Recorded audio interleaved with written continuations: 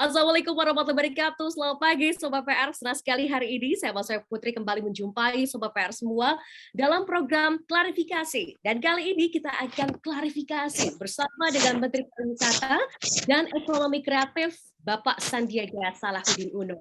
Apa yang kira-kira akan diklarifikasi oleh beliau? Kali ini kita akan membahas satu tema menarik, yaitu adalah terkait dengan World Tourism Day 2022. Banyak sekali event-event atau agenda besar di Indonesia, khususnya berkaitan dengan pariwisata. Tapi salah satu yang menarik adalah di tahun 2022 ini ada World Tourism Day. Seperti apa kegiatan tersebut? Kita akan bahas, namun kita akan sapa terlebih dahulu Pak Sandiaga Uno. Selamat pagi, Pak Sandiaga Uno. Selamat pagi Mbak Masayu Putri dan teman-teman di seluruh Indonesia yang sudah bergabung di acara klarifikasi hari Selamat ini. Pagi.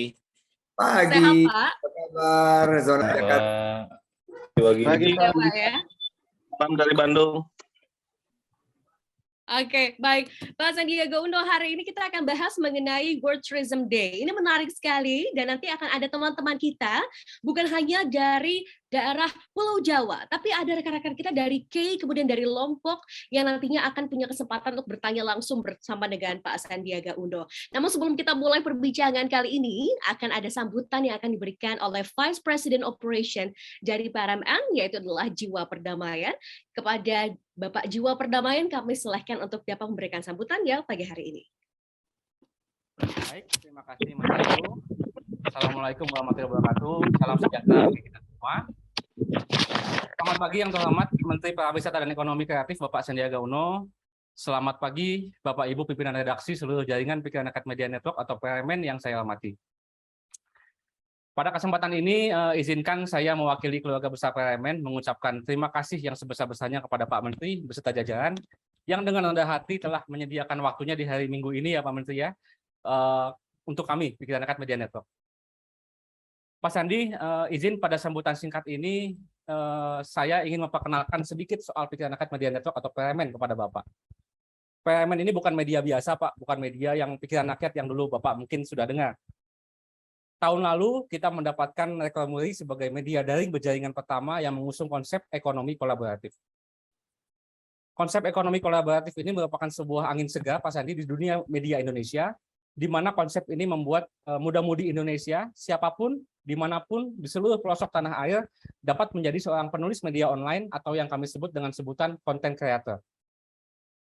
Hingga saat ini Pak Sandi, sudah lebih dari 8.000 orang konten kreator yang tergabung pada lebih dari 400 media online yang ada di jaringan kami, baik PRMN maupun Pemedia, dari Sabang hingga Merauke.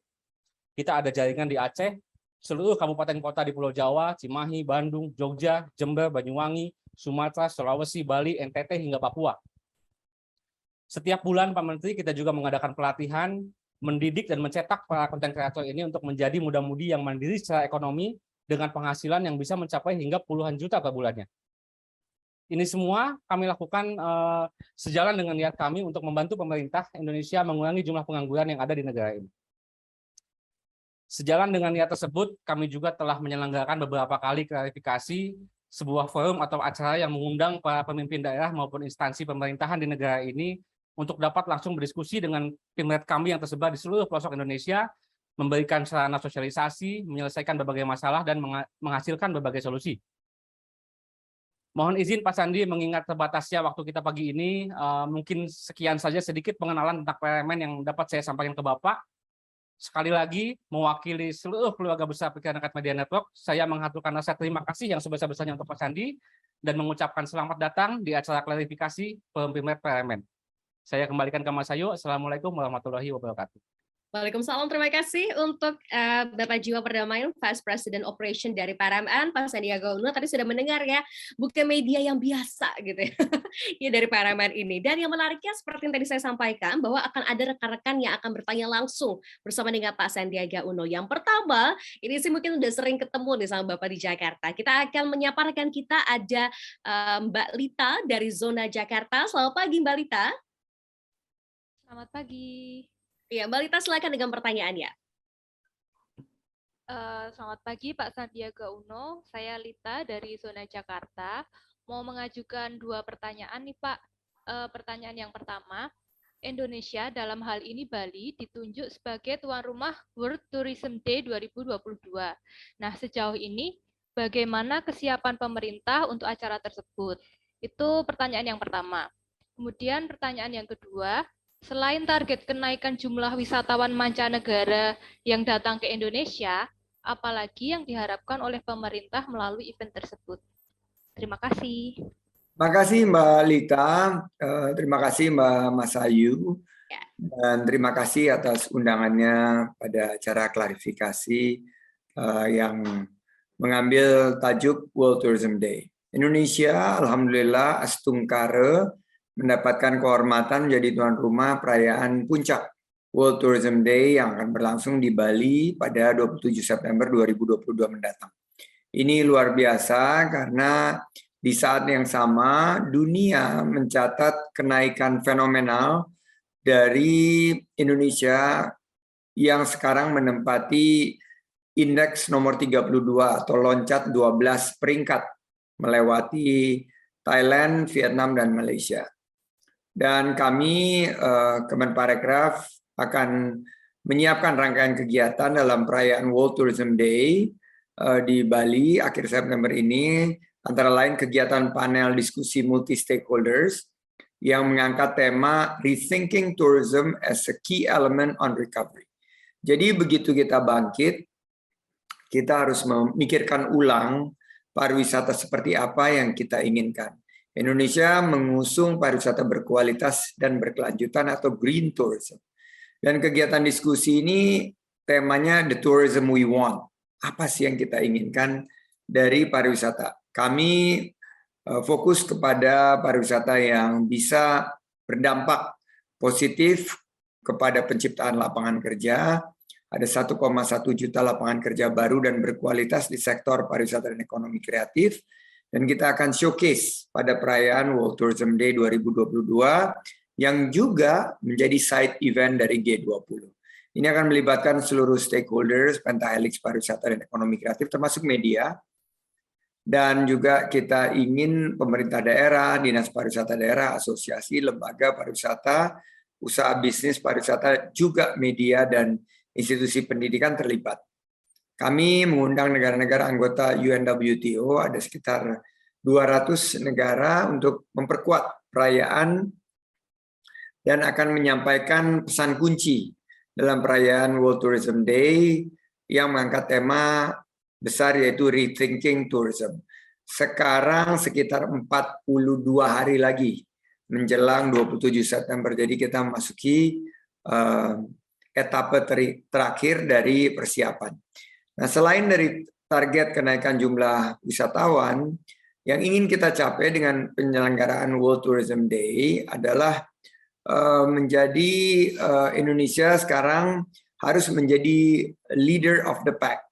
Karena kita sudah menjadi perhatian dunia dan kita menjadi quote-unquote best practice atau negara acuan penanganan pandemi dan kebangkitan pariwisata, kita akan menunjukkan kepada 160 negara lebih dan lebih dari 500 anggota UNWTO bahwa Bali bukan hanya recover stronger, recover together, tapi juga recover better.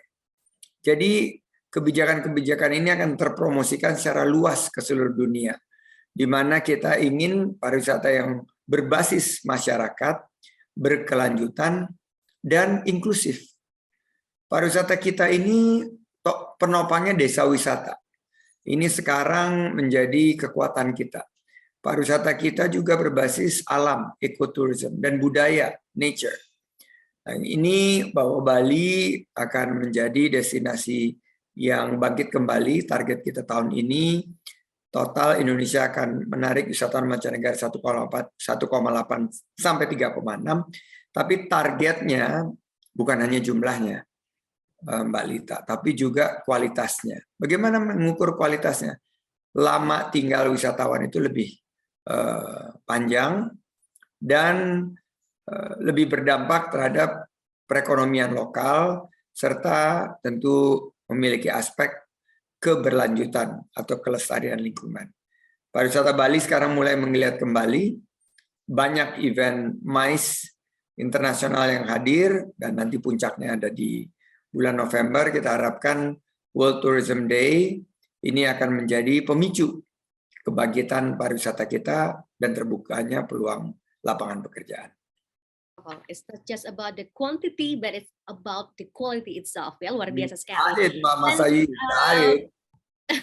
Pak Sandiaga Uno, pertanyaan lain adalah pariwisata super prioritas, ya.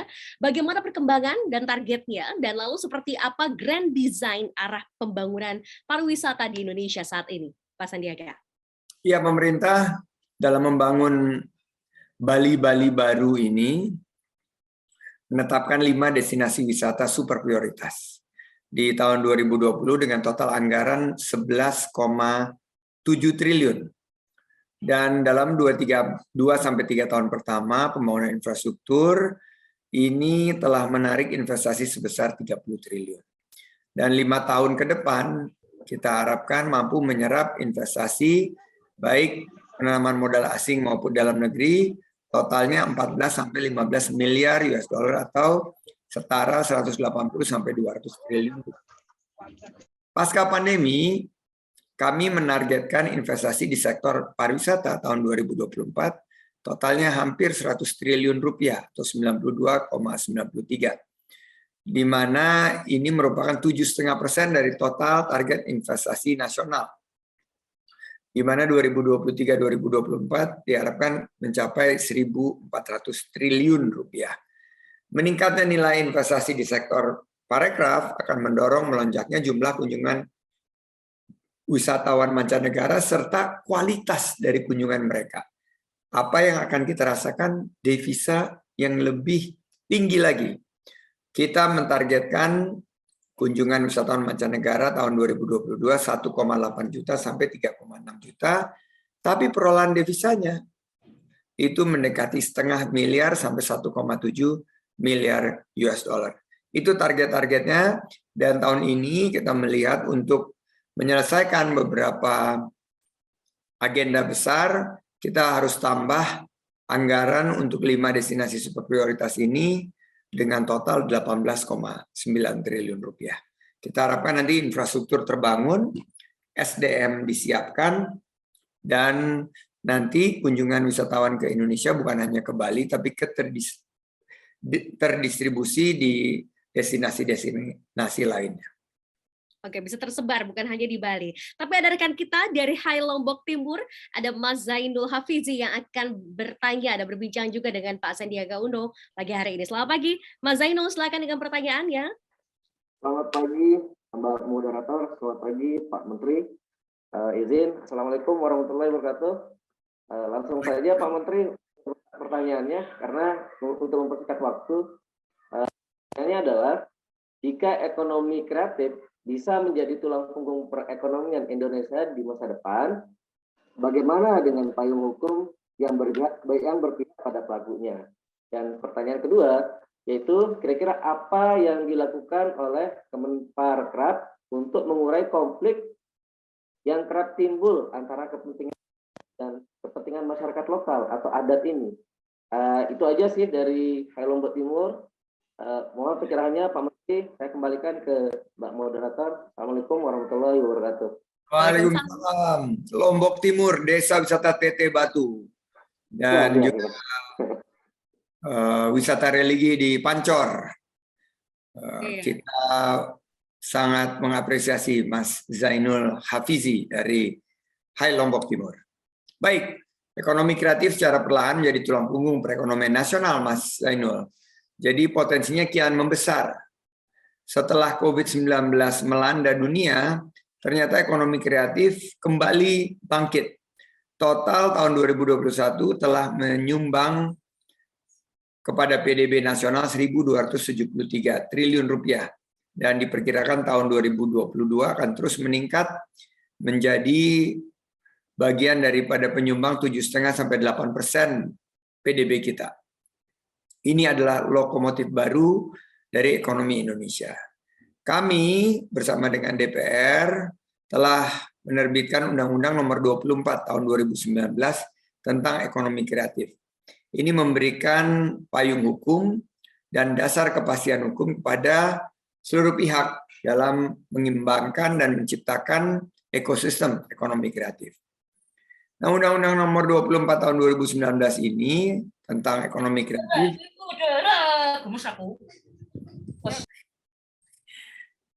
Ya, silakan Pak.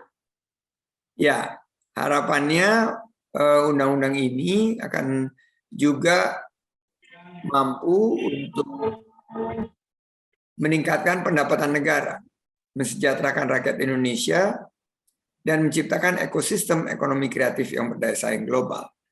Menciptakan kesempatan kerja baru yang berpihak pada nilai seni dan budaya bangsa Indonesia, serta tentunya sumber daya ekonomi lokal.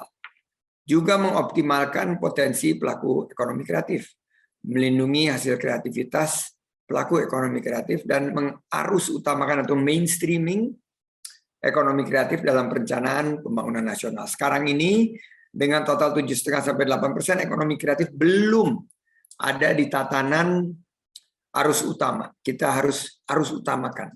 Nah, good news ini Mas Zainul, Mbak Mas Ayu, bahwa baru saja Presiden Jokowi menghadiahkan kepada para pelaku ekonomi kreatif PP nomor 24 tahun 2022 yang menjadi turunan dari undang-undang tersebut. Ini adalah tentang pembiayaan ekonomi kreatif, fasilitasi pengembangan sistem pemasaran berbasis kekayaan intelektual dan infrastruktur ekonomi kreatif. Tanggung jawab pemerintah adalah dalam pengembangan ekonomi kreatif dan penyelesaian sengketa pembiayaan.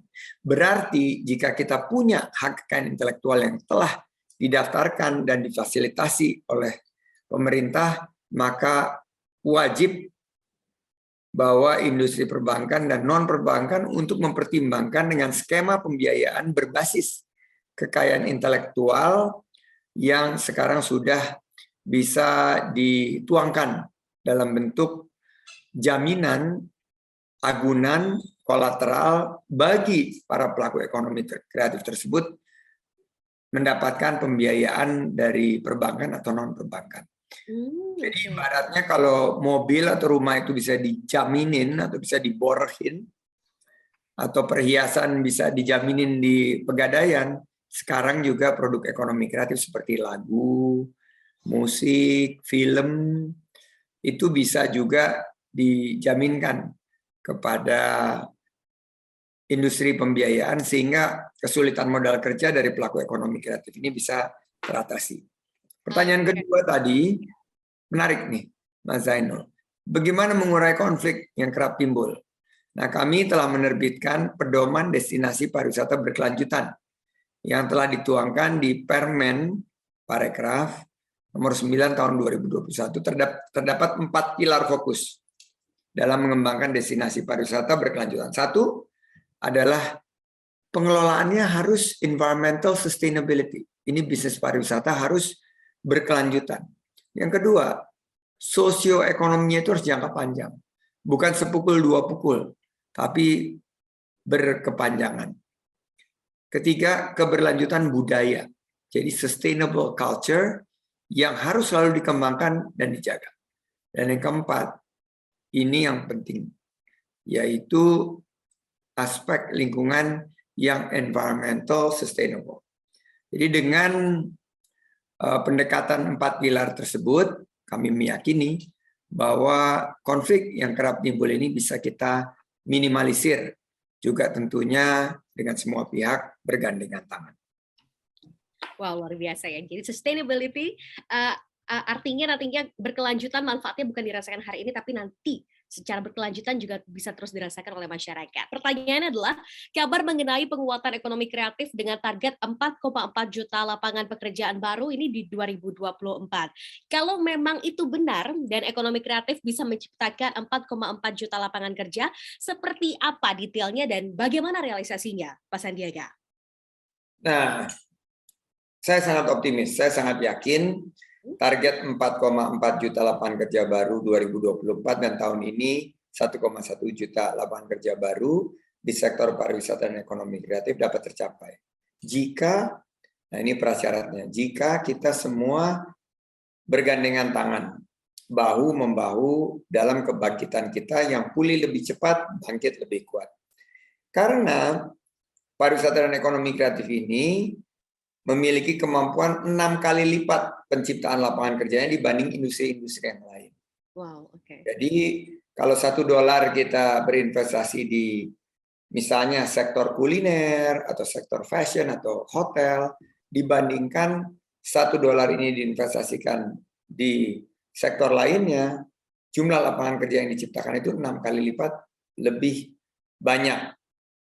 Caranya adalah kita mengedepankan inovasi, adaptasi, dan kolaborasi di 3 sektor unggulan. Apa sektor unggulan ekonomi kreatif? Kuliner, fashion, dan kriya. Kita tidak berhenti di situ.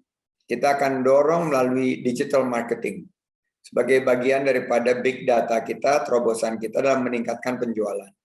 Semua produk UMKM, baik usaha mikro, kecil, dan menengah, akan kita masukkan ke dalam ekonomi digital.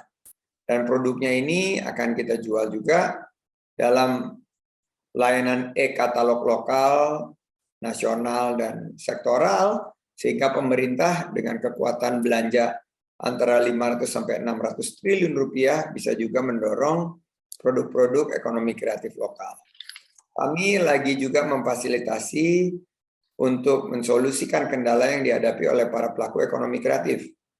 Misalnya pengurusan izin, termasuk BPOM, termasuk izin-izin lainnya. Dan kita juga membantu sarana dan prasarana agar mereka juga membantu proses produksinya. Nah, program ini sudah menjadi sebuah gerakan. Gerakannya kita namakan Gerakan Nasional Bangga Buatan Indonesia. Dan targetnya di tahun 2030, 30 juta UMKM ini sudah on board di platform e-commerce, dan kita memfasilitasi dengan program pelatihan dan pendampingan. Wow, luar biasa ya. Jadi ada pendampingan dan pelatihan yang terus diberikan, terutama tadi akses untuk membuat izin, bahkan tadi BPOM pun juga dibantu oleh Kemenparekraf. Terakhir, Pak Sandiaga Uno, apa harapan serta mungkin langkah ke depan yang akan dilakukan oleh Kemenparekraf, terutama terkait dengan World Tourism Day 2022 ini? Silakan, Pak. Ya, tadi kita sudah membahas beberapa aspek, termasuk juga PP nomor 24 tahun 2022 yang sekarang sedang disiapkan menjadi trigger atau pemicu pembiayaan langsung kepada industri ekonomi kreatif. Dan kita sudah terlibat dengan OJK, kita pastikan aturan yang menjadi selama ini kendala untuk dicarikan solusinya. Kekayaan intelektual ini kan karena akan menjadi objek jaminan utang, harus mereka memiliki 2 syarat, yaitu kekayaan intelektual sudah tercatat atau terdaftar di Kementerian Hukum dan HAM. Kedua, hak kekayaan intelektualnya itu sudah dikelola baik secara mandiri atau kepada pihak yang berdasarkan perjanjian. Nah, berarti nanti untuk memudahkannya ada tim asesor, penilai dari lembaga keuangan, dan akhirnya produk ekonomi kreatif tersebut bisa dijadikan jaminan fidusia. Ini berarti akan juga ditentukan oleh tim penilai yang akan melalui proses seleksi terlebih dahulu. Nah, harapan untuk World Tourism Day bahwa kebangkitan pariwisata Indonesia dan dunia adalah harus memberikan kesejahteraan kepada masyarakat. Dulu, dan ini tidak boleh diulang lagi, pariwisata itu fokus kepada kuantitas, mass tourism. Kita hitung berapa jumlah turis tanpa terlalu memikirkan apa dampaknya bagi masyarakat lokal, bagi lingkungan. Mereka ini semuanya jadi rohali. Apa itu rohali? Rombongan yang hanya lihat-lihat. Dorong mereka menjadi rojali. Jadi mereka datang ke sini, World Tourism Day, mereka rombongan yang jadi beli produk-produk ekonomi kreatif berdampak kepada ekonomi kita. Dan kita harapkan bisa memulihkan ekonomi Indonesia menuju tentunya Indonesia Emas 2045, di mana ekonomi kita diprediksi akan tumbuh menjadi ekonomi 5 besar dunia. Saya ucapkan sekali lagi terima kasih undangan dari acara klarifikasi. Saya kembalikan kepada Mbak Mas Ayu. Sukses. Terima kasih banyak Pak Sandiaga Uno sudah berbicara hari ini. Kita punya banyak harapan atau banyak sekali mungkin hal-hal yang kita sangat optimis ke depannya. Indonesia ini betul-betul bukan hanya mengejar sekedar kuantitasnya saja tapi juga kualitasnya terkait dengan sustainability, keberlanjutan pariwisata di Indonesia, khususnya berkait dengan World Tourism Day 2022. Kami ucapkan juga terima kasih banyak Pak dari Kepala Biro Komunikasi Kemenparekraf Ibu I Gusti Ayu Dewi Hendriani, juga terima kasih banyak sudah menginvite kita dan kita sudah bisa berbincang hari ini bersama dengan Pak Sandiaga Uno. Sukses selalu Pak, ini hari Minggu, biasanya Bapak jalan ini ya Pak ya, lari ya, jadi ini gimana nih Pak jadwal lari ini? Tadi sudah jadwal lari dan sudah sepeda juga, dan ternyata alhamdulillah masyarakat ini sudah antusias meramaikan Car Free Day, dan mudah-mudahan ini bisa menjadi momentum kita dalam kebangkitan untuk membuka peluang usaha dan lapangan kerja seluas-luasnya. Terima kasih. Ada beberapa pertanyaan di chat, saya sudah jawab. Oke, terima kasih banyak Pak Sandiaga Uno. Sampai jumpa lagi di perbincangan selanjutnya. Selamat menikmati hari Minggunya. Thank you so much. Terima kasih. Semoga World Tourism Day 2022 di Indonesia akan berjalan dengan sukses. Terima kasih Pak. Sarangnya Pak. Oh, love ya. Love ya. Thank you. Terima kasih banyak Kemenparekraf. Terima kasih banyak teman-teman PRML. Sampai jumpa lagi di perbincangan selanjutnya. Bye-bye. Love you all. Bye. Terima kasih Bapak.